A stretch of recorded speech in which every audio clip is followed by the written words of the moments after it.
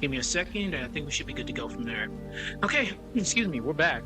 So I'm still technically on duty, but they gave us a little bit of free time for ourselves. So the three main projects that we will be working on is this one, the Golden Sun one, and the Vero one that I started yesterday. So whatever free time I have, I'll start working on stuff. So where were we yesterday? Okay. I have 30 minutes.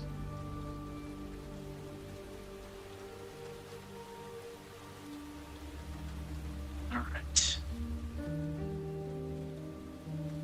Okay, we should be talking about Alisa now. Just give me a moment just to get myself settled in. Excuse me. Yep, we're talking about Alisa. If you haven't played Alisa, please play that. That game was awesome. So Alisa deals with existential powerlessness, if you're not aware.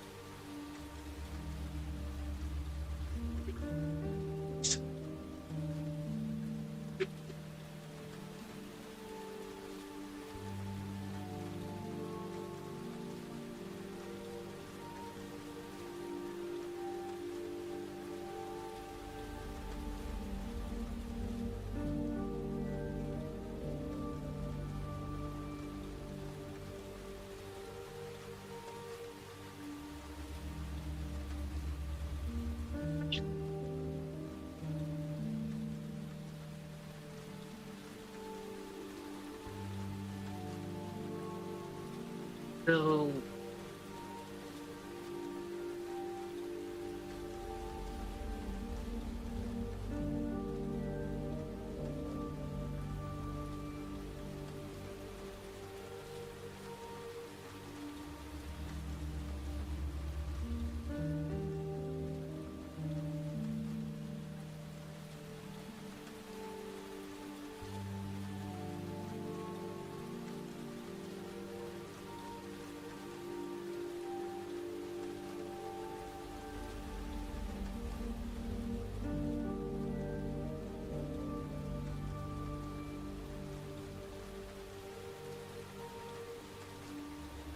yeah, back in my day, this was the standard. It's scary, isn't it?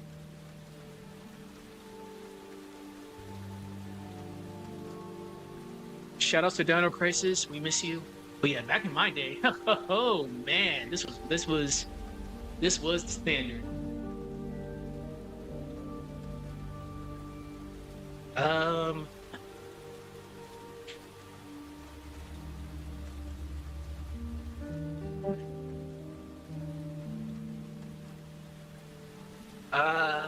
excuse me, uncanny, definitely uncanny, that's for sure.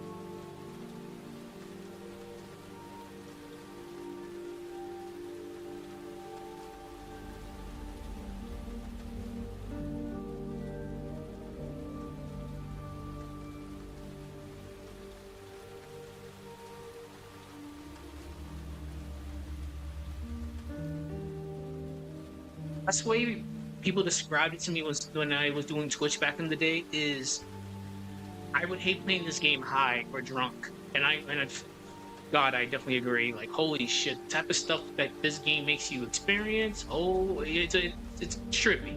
It's the best way for me to describe it. It's just straight up trippy.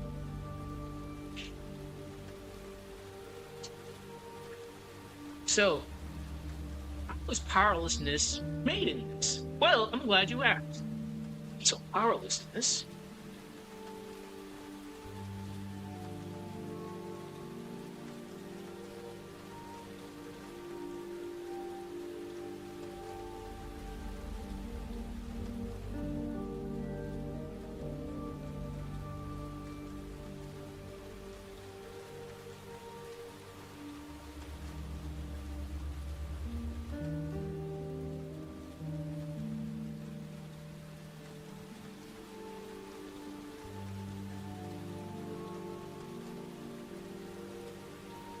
Have you ever gotten that feeling where you're doing something but you just feel it isn't enough? This is what this game and games that it's referencing actually capitalize on.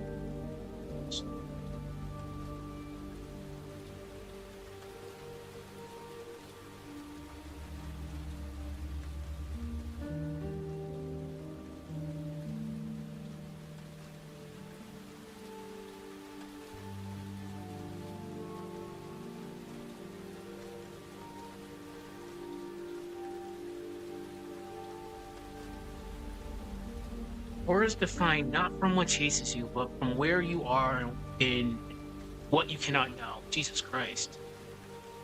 What you cannot know.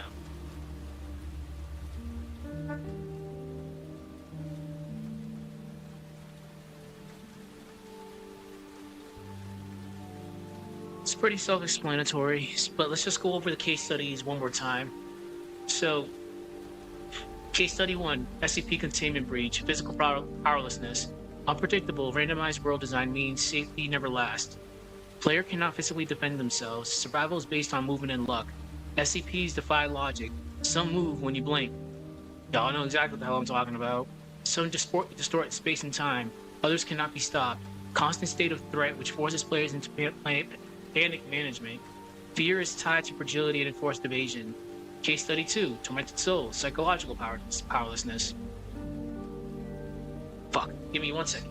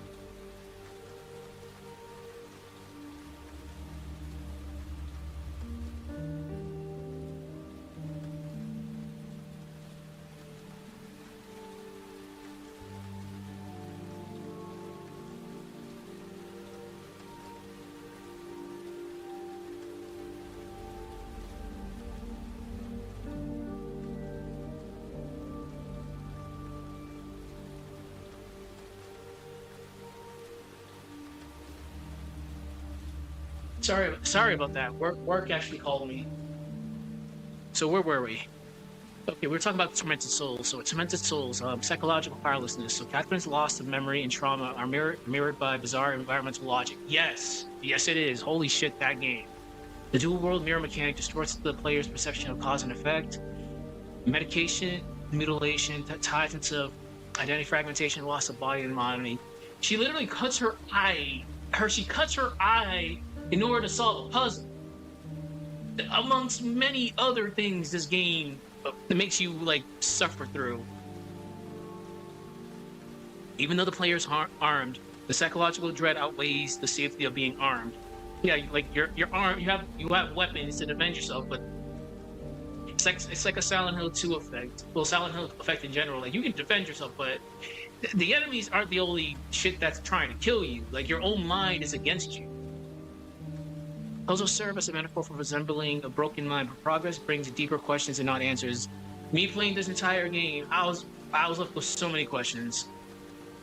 And Alisa, we were just split through, but we'll review it one more time. So the game design invokes PS1 era horror with tank controls and fixed camera angles, making control feel alien.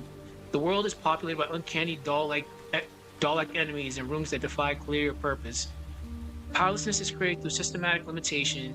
You can act, but never enough. Narrative and setting erode understanding, pushing the player deeper into confusion and futility. Horror is defined not from what chases you, but from where you are and what you cannot know. Okay, that's pretty good.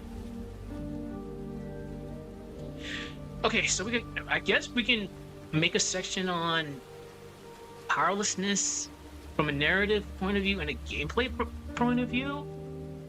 I don't even think we mentioned that. Yeah, I think we can do that. Okay.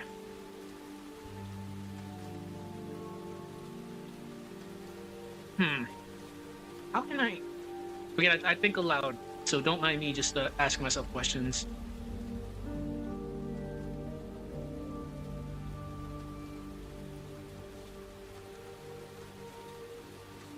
"15 more minutes. Fortunately, I'm still on the clock.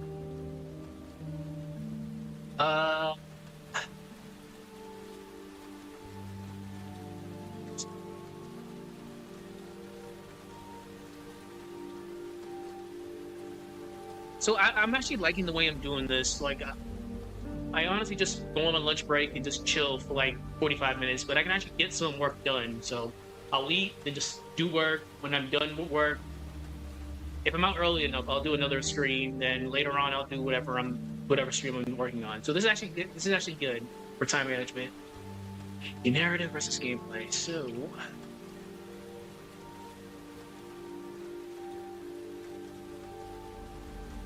But I definitely feel the Vera one is gonna be it's gonna be a very complex one because we're dealing with a whole entire subgenre. Well, not subgenre. We're dealing with a mental state, which is specifically the yandere. So that's gonna be a slow burn. I can already tell you immediately that's gonna be a slow burn, but whatever. We'll deal with that later. So give an example of this. So the story may show character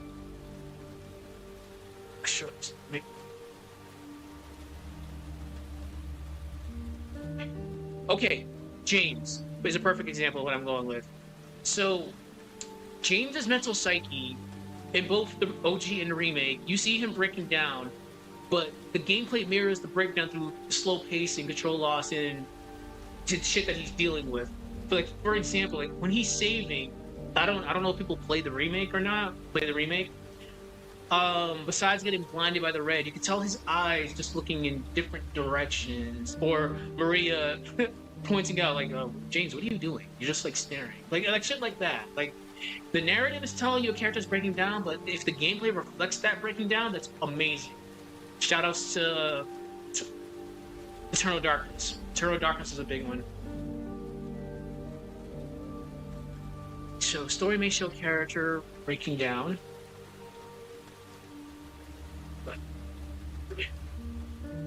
but gameplay mirrors that breakdown through slow pacing, control loss. Not so much UI distortion, but like using Eternal Darkness, it does show it. Or play any Kojima game. You know, how he just turns the most simplest things into just nightmare fuel.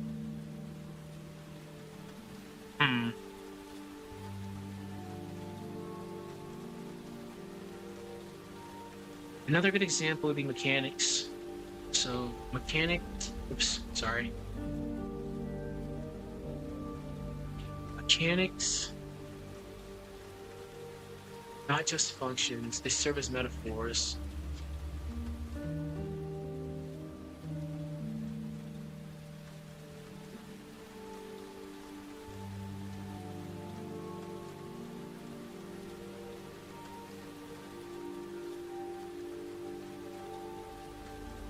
So let me give you a good example of that. So when the game tells you that you're in control, the game story says that you're in control, but the game makes you feel otherwise. The game makes you feel lost. So when the story says you are not in control, that's what I was going with. You're not in control. The game makes you feel lost.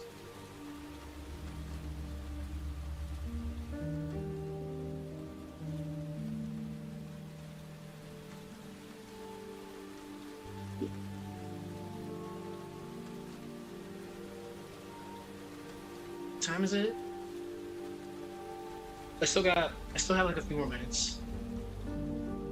So again, I'm next to my place of work, but I do like getting there fashionably early just in case, because you never know.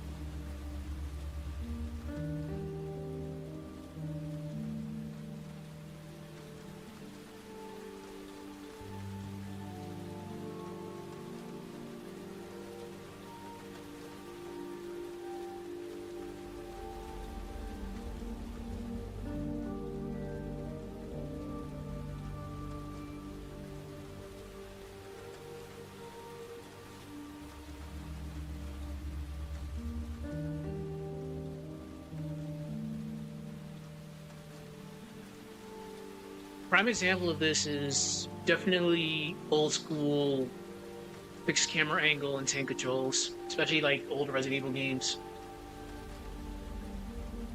Your resources are limited, very, very limited from the get-go, and that does create dread. So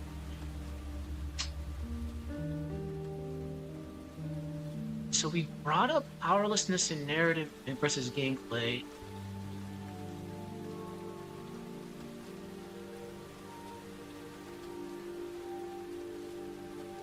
I mean, I think I can bring that up.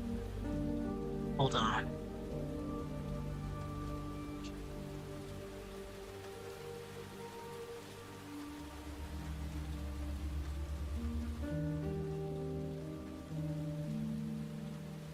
Alright.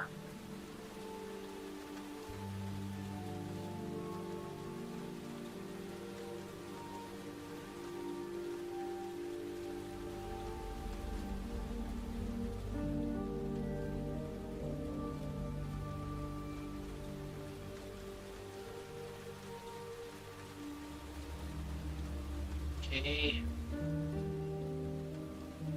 Alright, that's gonna be... We can get this... We can get what I'm working with to work, I think. Alright, we'll just... For now, we'll just write it down and see how it looks. Contrast.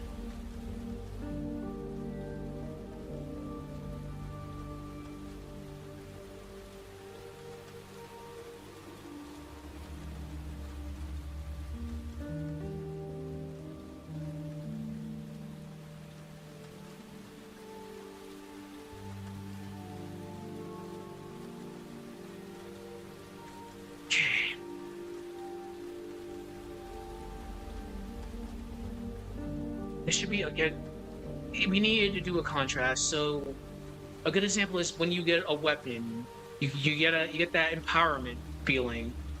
Oh, I just got a shotgun. Hooray! Shotgun makes things go boom.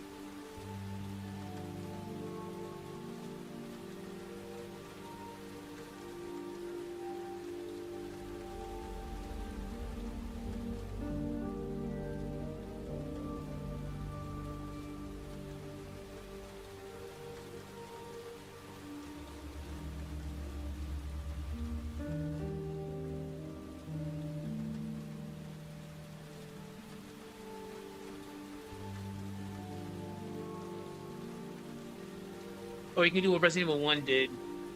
The bait and switch with the fake shotgun trap. That's still it's a funny one. I can't even say it's messed up. That's just shame on you. You notice you pick up the shotgun, you see the whatever those things are, the levers just going up. Like, let's put two and two together there. Holy shit.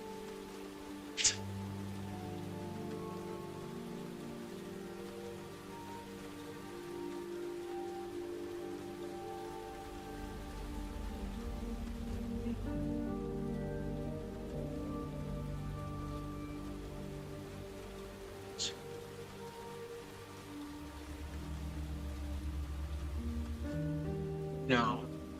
Cycle control.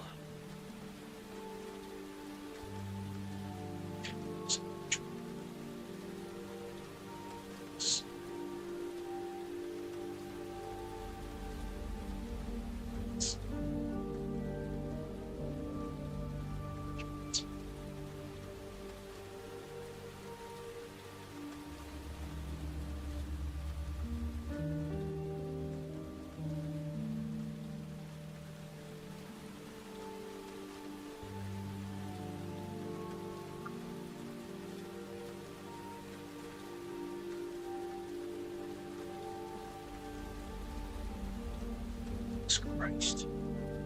Breathing. Oh man.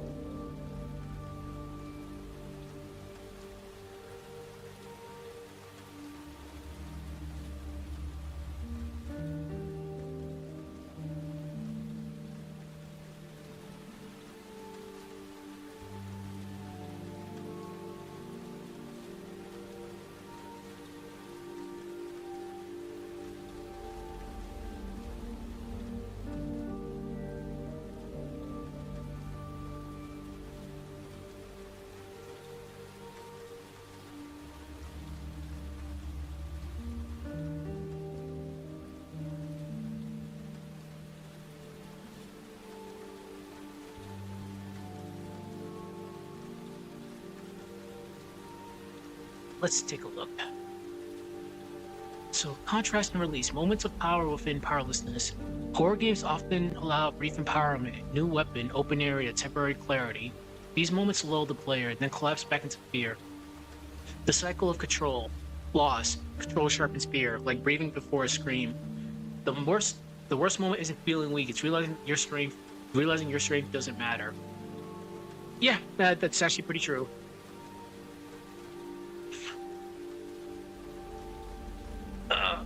God damn it, back to work I go. Alright. So let's just take a look at what I've brought up. Because as usual, I will be doing a horror analysis in order to support the video. Again, totally unbiased. I enjoy horror games just as much as I enjoy horror movies. So I feel that this is my jurisdiction, so I can give a pretty in-depth analysis for certain things. But we won't be using Michael Myers this time. We'll be using Jason Voorhees, specifically human Jason. Zombie Jason's a whole different beast. Okay, hold on.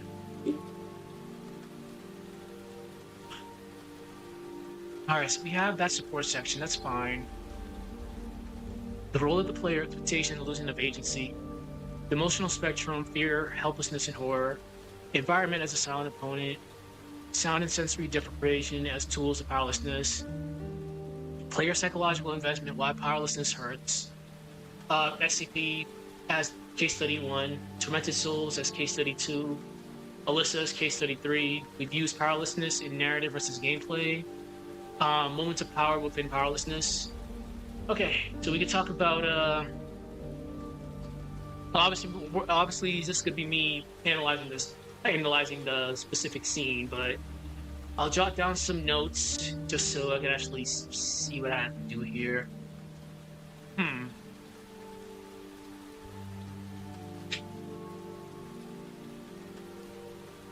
It's kind of funny because this Friday is Friday the 13th.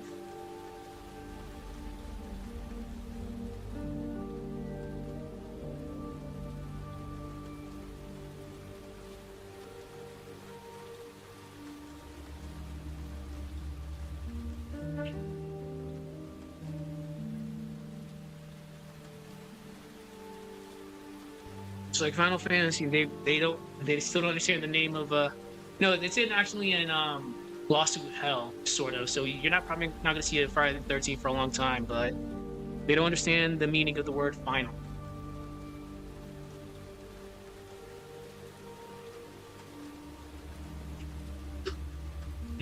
Okay. So Jason Voorhees, big ugly. So Jason represents the inevitable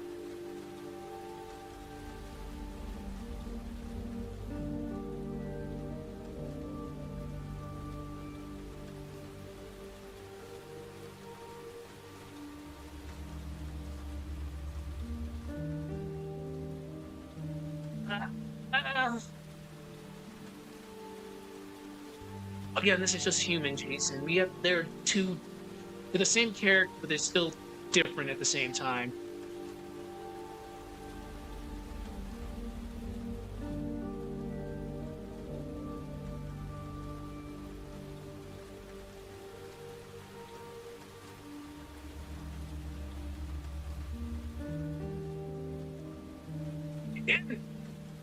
Again, I don't like giving opinions, especially in regards to this, because people generally don't like my opinions for whatever reason, or whatever. People are entitled to their own opinions. It's just Jason, he is like the luckiest mofo when it comes to like plot armor. Like he just gets plot buff after plot buff after plot buff.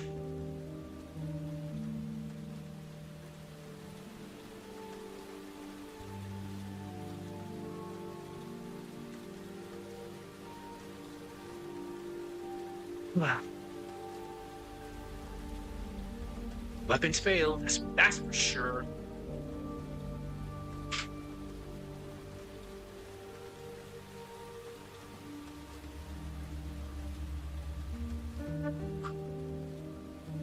So this is, again, there are some comparisons for Michael Myers. It's just Michael Myers is a different type of slasher. He's the OG, but Jason does things. If I can be bold, Jason Voorhees is extremely extra when it comes to like everything. While Michael Myers, depending on which timeline, he's pretty simple. Halloween 1, 2, and 4, Michael Myers is pretty simple. More so 1 and 2. 4, he was kind of he was doing shit in 4 that caught me off guard. So cinematography. I can spell this right. I cannot spell this right. Cinematography. So in regards to like Friday the 13th, they love using tight spaces, low lighting, and for people that know horror, the reaction shots, like the close-up of the victim, like that. Uses tight spaces, low lighting. It's usually it's always at night too, sort of. Reaction shots.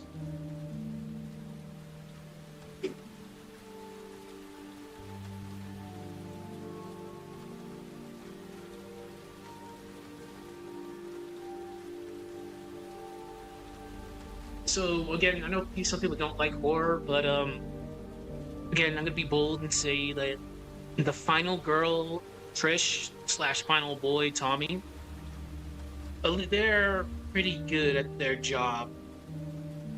God, Trish actually, in a sense, besides the axe wound, she definitely maims him when that infamous cut down the middle with the machete scene. Ugh.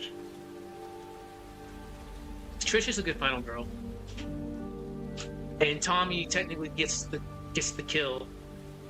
Ugh, God. When it comes to like Friday the 13th, like the amount of gore is, oh, Jesus Christ! Especially in this movie, that close up of Jason and him getting impaled by his machete and his head just going right down and back down. And I'm like, oh man. Trish and Tommy's.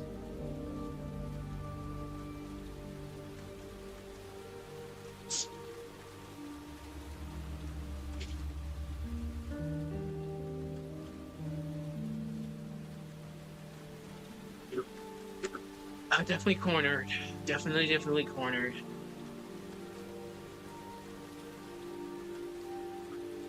Again, I'm gonna keep this totally unbiased, but there's only so much I can handle because there are certain things during Friday the 13th final chases that just I'm like, why? Like, why is this happening? Like, why is all this shit happening? Specifically in this movie, during the final chase, when Jason he killed somebody, right? But for some weird reason, he decided to prop up the dude on a door for a scare. I'm like, bro, why are you even doing this? Like, what's the... I don't want to scare the victim, whoever you're trying to kill next, but damn, that's just extra work.